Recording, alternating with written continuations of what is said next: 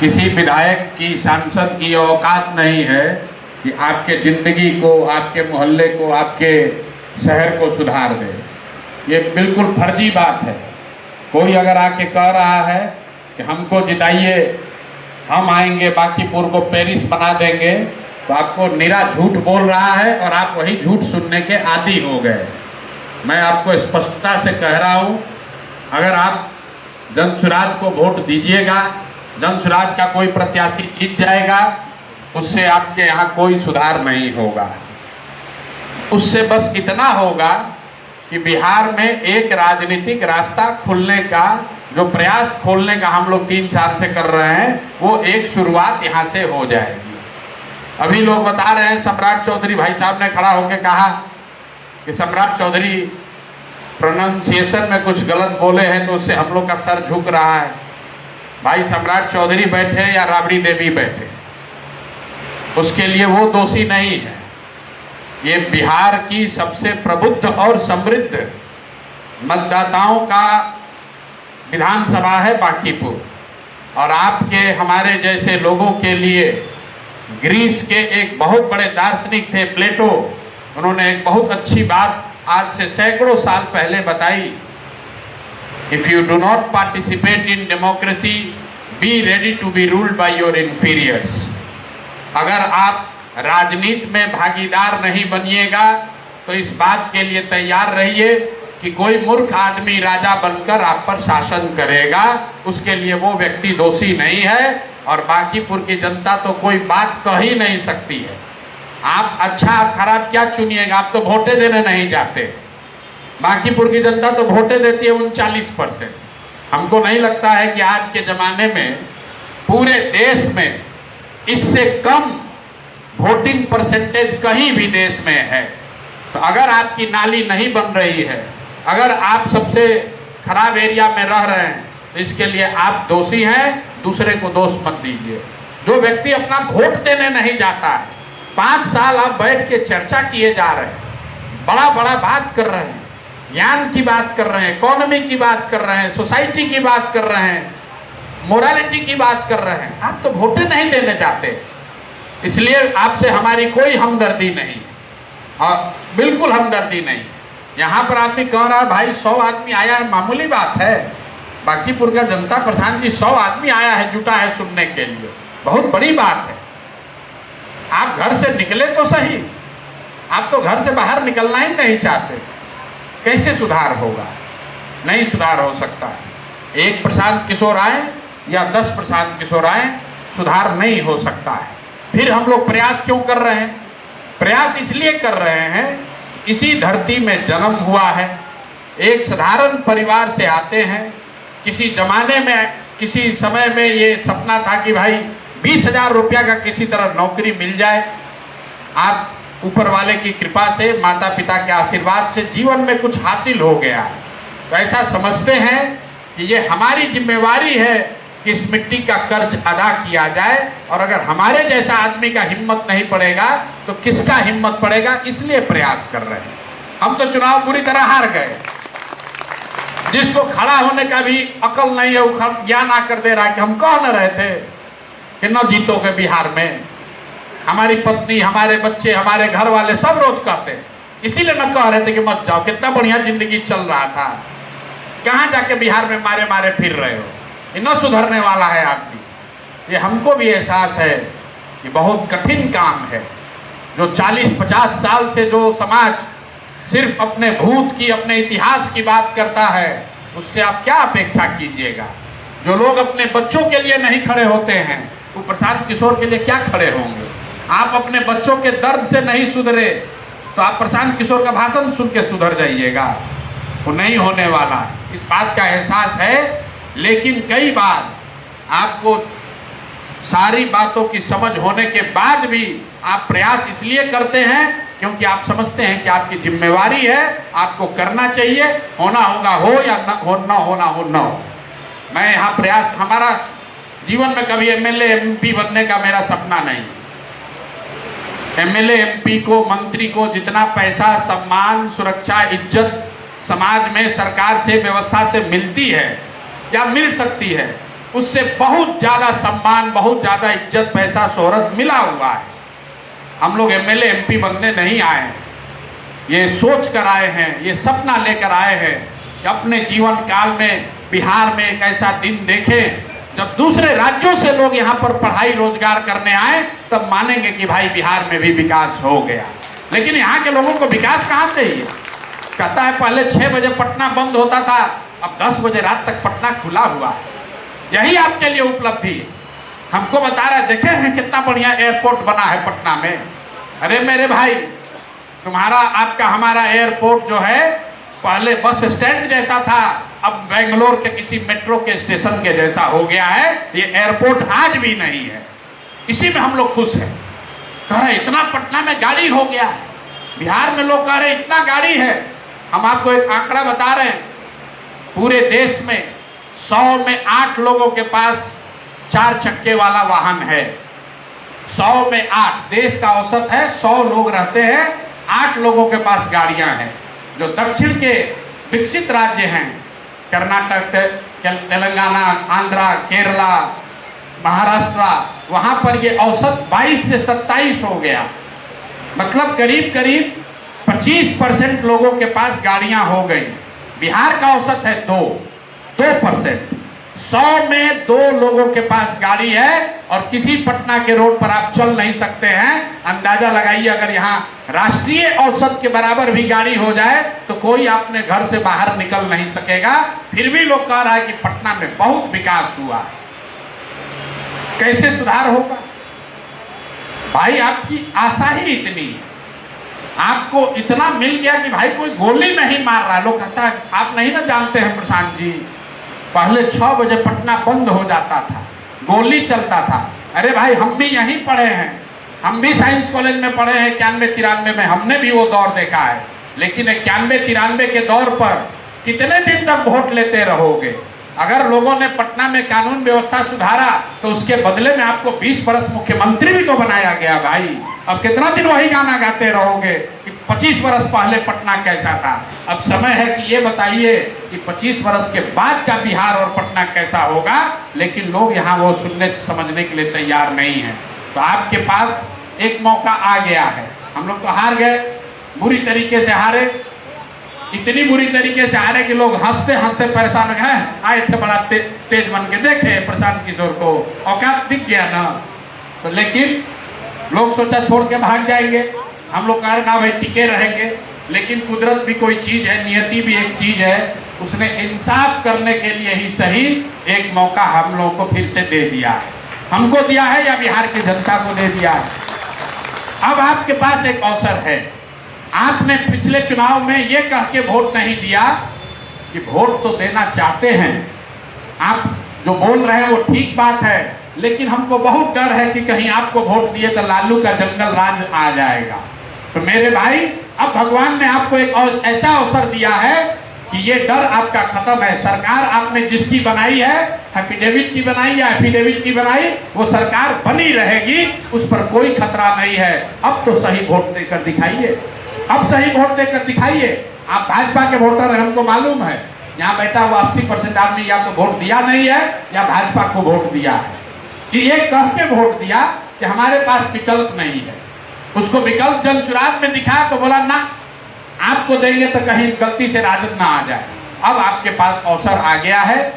5 वर्ष के लिए आपकी सरकार यहाँ बनी हुई है। कम से कम एक बार तो अपने बुद्धि का, अपने चरित्र का परिचय दीजिए और सही आदमी का चुनाव कीजिए। एक बार आप सही आदमी का चुनाव करेंगे तो कम से कम पूरे बिहार में लोगों को ये लगेगा कि नहीं भाई, ये रास्ता भी बन सकता है। आपके पास ये अवसर है। ये अवसर हमने नहीं बनाया है, ये अवसर ऊपर वाले ने, नियति ने क्रिएट किया है। आपको अच्छा लगे तो उस अवसर को अपनाइए, उसको देखिए और जो आपको बेहतर लगे उसको चुनाव लड़ाइए। हमें कोई चुनाव नहीं लड़ने में शौक है। आप लोग बताइए बांकीपुर से जो भी सबसे मानिंद लोग हैं, सबसे अच्छे लोग हैं, समाज सेवी हैं, समाज के लिए जीने मरने वाले लोग हैं, उसी के पीछे लगकर हम लोग सब लोग जिताए। लेकिन कम से कम एक बार ये मैसेज तो जाए कि भाई बिहार में भी लोग जाति, धर्म, 5 किलो अनाज और मुर्गा भात से ऊपर उठकर वोट कर सकते हैं। तमिलनाडु में हमने 2% भी मेहनत नहीं किया है। जितनी मेहनत, जितना पसीना, जितना हड्डी हमने बिहार में गलाया, इसके मुकाबले 2% भी मेहनत हमने तमिलनाडु में नहीं किया। वहां सरकार बदल गई। आप जरा अंदाजा लगाइए, पूरे बिहार से 20 लाख लड़के तमिलनाडु में मजदूरी कर रहे हैं। जिस राज्य में मजदूरी करने आपके बच्चे जा रहे हैं, जहां पर फैक्ट्रियां हैं, जहां पर विकास है, वहां के लोग चाहते हैं कि और विकास हो। इसलिए वहां के सरकार को, डीएमके को, एआईएडीएमके को हटाकर लोगों ने एक नया प्रयोग किया है। और जिस राज्य से गरीबी से, भूखमरी से, लाचारी से लोग जा रहे हैं तमिलनाडु मजदूरी करने, उस राज्य का आदमी दाल भात चोखा खा के सोया है कि अरे कोई बात नहीं, ठीक है तो चल रहा है, नीतीश बढ़िया तो चला रहा है, क्या चाहिए, बढ़िया बिजली उजली आइए गया है, पंखा चल ही रहा है, रोड है, कोई गोली मारिए नहीं रहा है, इससे ज्यादा क्या चाहिए हमको, क्या चाहिए इससे ज्यादा। नारा लगाता है एक बिहारी 100 पर भारी। हम रोज कह रहे हैं मेरे भाई ये भ्रम मत पालो, ये भ्रम मत पालिए। एक बिहारी 100 पर भारी कहां से, किसने नारा बनाया है? अभी आज के तारीख में 100 बिहारी मिलकर एगो गुजराती के बराबर नहीं। एगो गुजराती फैक्ट्री लगा रहा है और 1 लाख बिहार का लड़का जाकर वहां मजदूरी कर रहा है।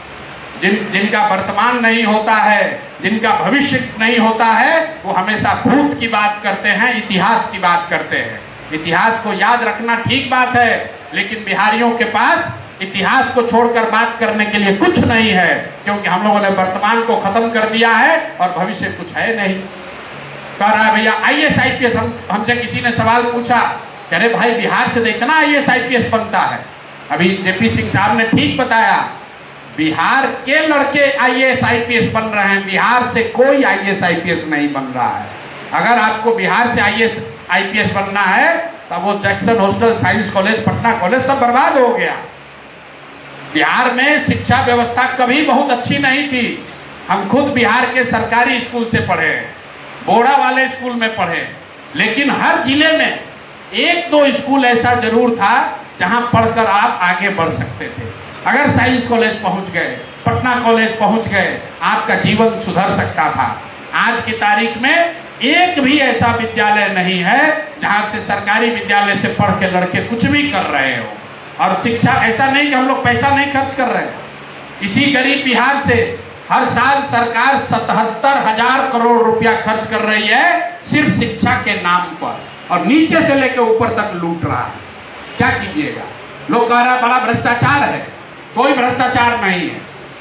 हम गांव में जाते हैं, लोग कहता है भैया मुखिया जी बड़ा चोरी कर रहे हैं, विधायक जी तो महाचोर है। अरे भाई 500-500 रुपया लेकर वोट दीजिएगा आप, मुर्गा भात खा के वोट दीजिएगा आप, जाति के नाम पर 2 पाउच पीकर, दारू पीकर वोट दीजिएगा आप, तो आपका मुखिया विधायक चोर नहीं होगा तो हरिश्चंद्र होगा। इसमें कौन सा ज्ञान है? जैसा बोइएगा वही पाइएगा। तो बांकीपुर की जनता 40 बरस से आपने आंख बंद करके भाजपा को वोट दिया है, और हम दावे के साथ कह सकते हैं कि हम लोग कितना भी गला फाड़ लें, कल फिर चुनाव होगा, फिर जाके कमल को ही बटन दबाएगा, फिर ड्राइंग रूम में आएगा, आधा घंटा चर्चा करेगा कि मोदी जी का राज में ठीक नहीं है, पेट्रोल का दाम बढ़ गया, डीजल का दाम बढ़ गया, सिलेंडर महंगा हो गया। अरे भाई ये ईरान के लड़ाई से आपका पेट्रोल डीजल दाम नहीं बढ़ा है।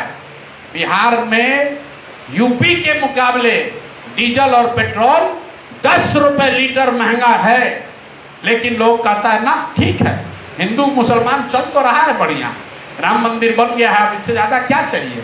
तो जो आप चाहते हैं वो आपको मिल रहा है। इससे अगर बेहतर चाहिए तो उसके लिए बेहतर प्रयास करना पड़ेगा। बोइएगा बबूल तो आम नहीं खाइएगा। प्रशांत किशोर आए कि मोदी आए कोई फर्क नहीं है। मोदी देश के प्रधानमंत्री हैं, वो बिहार के भी प्रधानमंत्री हैं और गुजरात के भी प्रधानमंत्री हैं। मोदी जी का भाषण जाके निकालिए गुजरात में।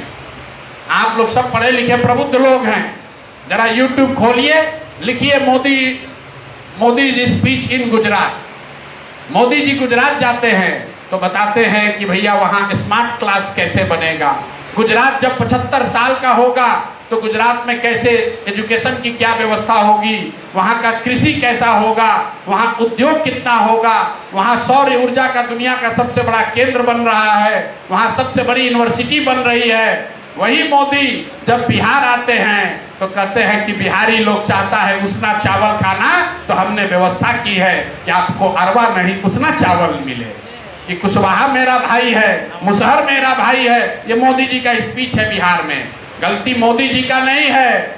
मोदी जी को पता है कि गुजरात के लोग विकास के बारे में सुनना चाहते हैं और बिहार में लोग अपने जात और भात के बारे में सुनना चाहते हैं। यहाँ लोगों को कुछ नहीं चाहिए, बतियाने के लिए जात और खाने के लिए 5 किलो भात, इतना मिलता रहे, जिंदगी चल रही है। बिहार का चाहे जो होना है होने दीजिए।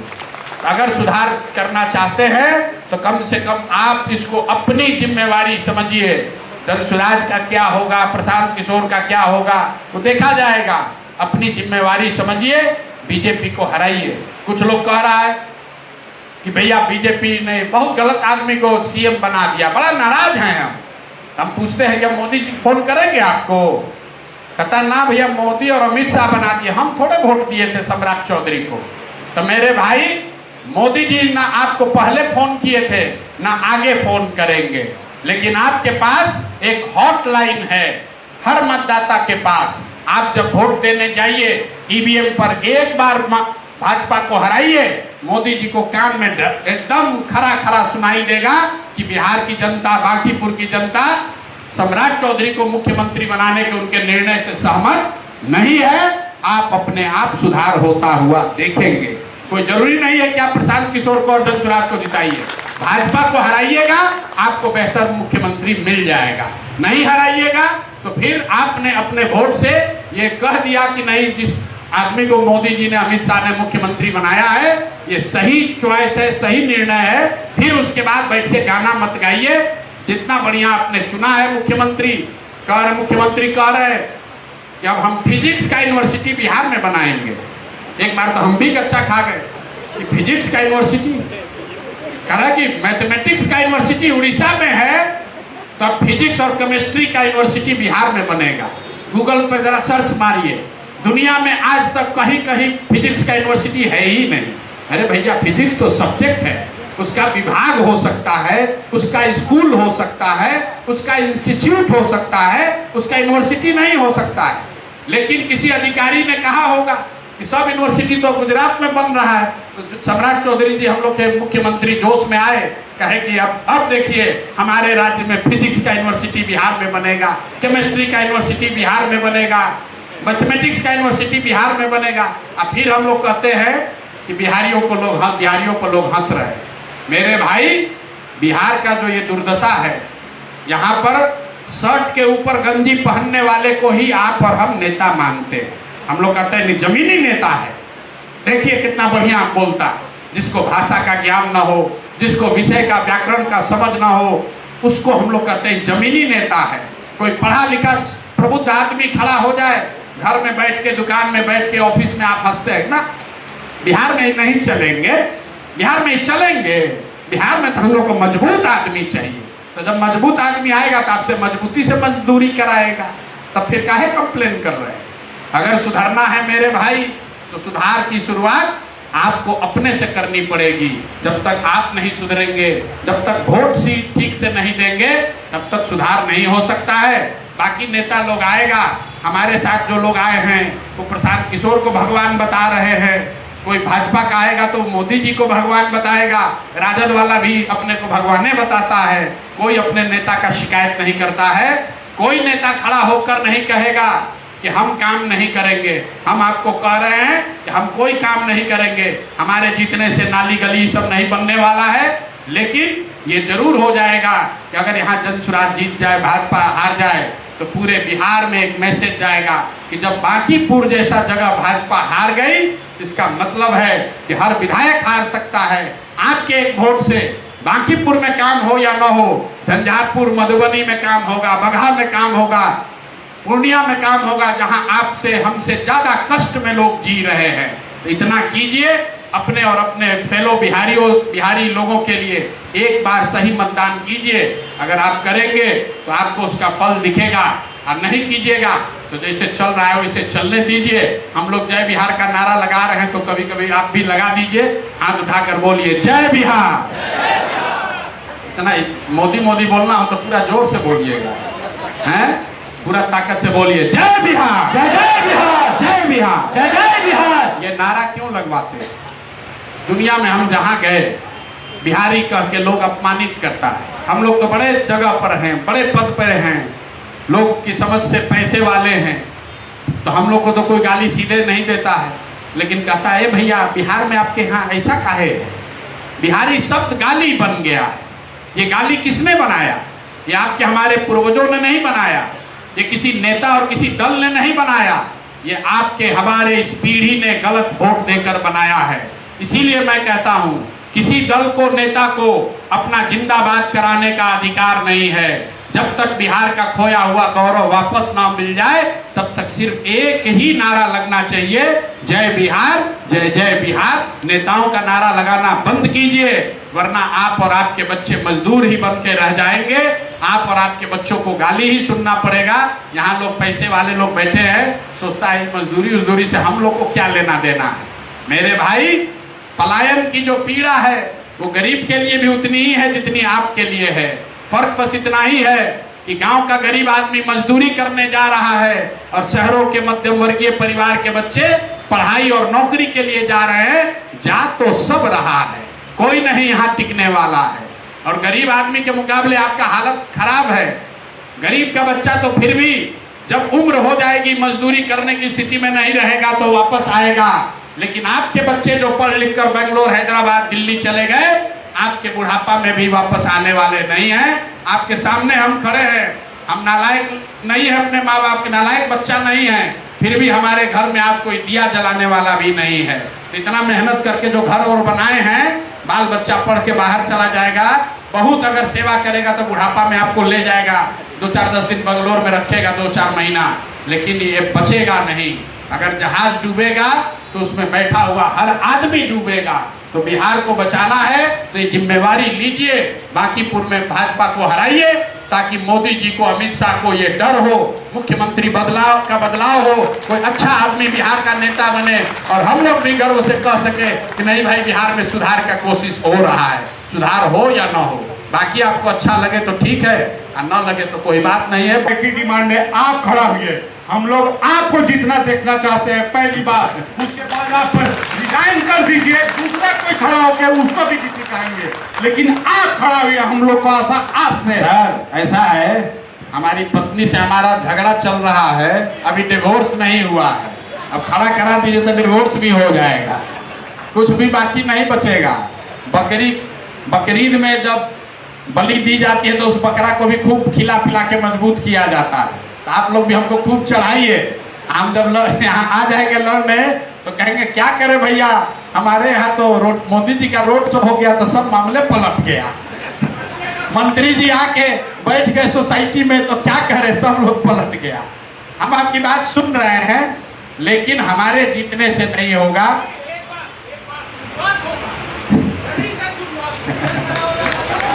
इस वीडियो पे क्या राय है कमेंट सेक्शन में जरूर बताएं। वीडियो को लाइक और सब्सक्राइब जरूर करें।